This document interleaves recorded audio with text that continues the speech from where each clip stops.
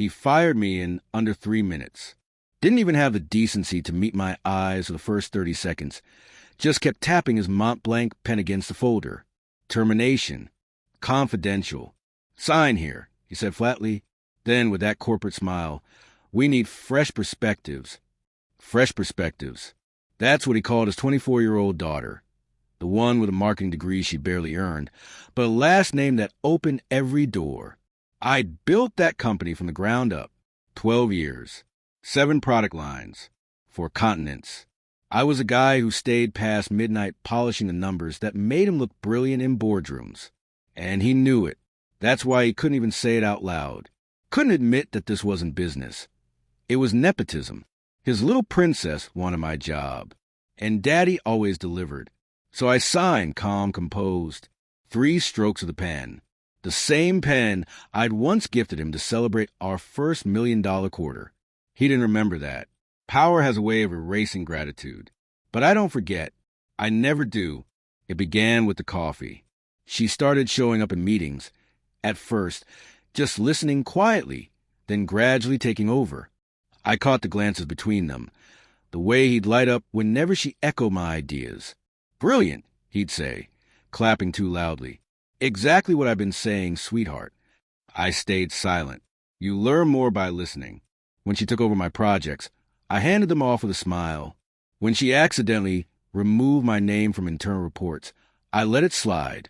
You don't stop a thief while they're still digging their own grave.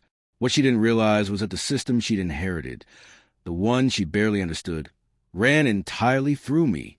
Every automation pipeline, every predictive model, every access key. My digital signature was buried deep in the code, encrypted, invisible, permanent. They thought deleting my login meant deleting me. But I'd built that infrastructure to obey logic, not loyalty. That night, after I was fired, I went home, poured myself a drink, and stared at the termination letter. The silence felt thick, the kind that hums just before a storm. Then I opened my laptop, logged in through an old maintenance port no one else remembered existed. 12 years of my work sat behind that firewall. I didn't want to destroy it. I wanted the truth to speak for itself. So I flipped a few switches, rerouted some forecasts, and let the system show the board what I'd known for months. The company was bleeding. Her numbers were fabricated. Her models flawed. Her deals collapsing under their own weight. I didn't fake a thing. I simply unhid what she'd buried. By dawn, the system had generated new reports, clean, transparent, brutally honest. They revealed every crack she painted over with her fresh perspective. At 9:04 a.m., my phone started buzzing. By 9:10, the office lines were lighting up. By 9:17, I had a voicemail, his voice shaking. Call me back immediately. I didn't. By noon, the industry headlines dropped.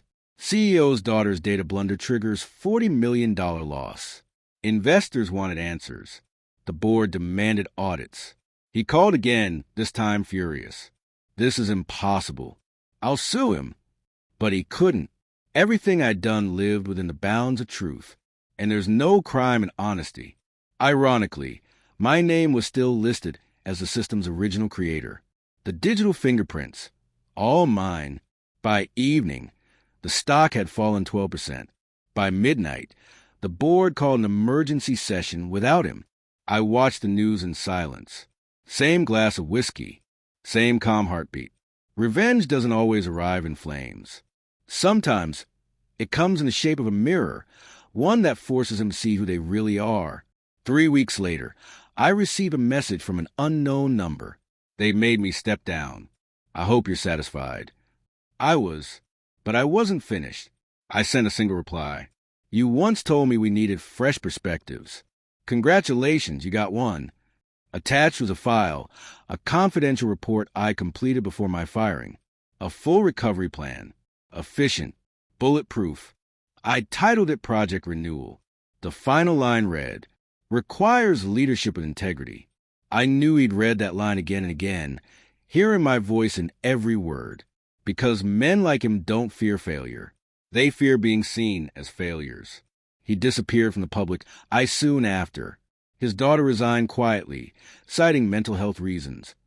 The company rebranded under new leadership, implementing every strategy I designed.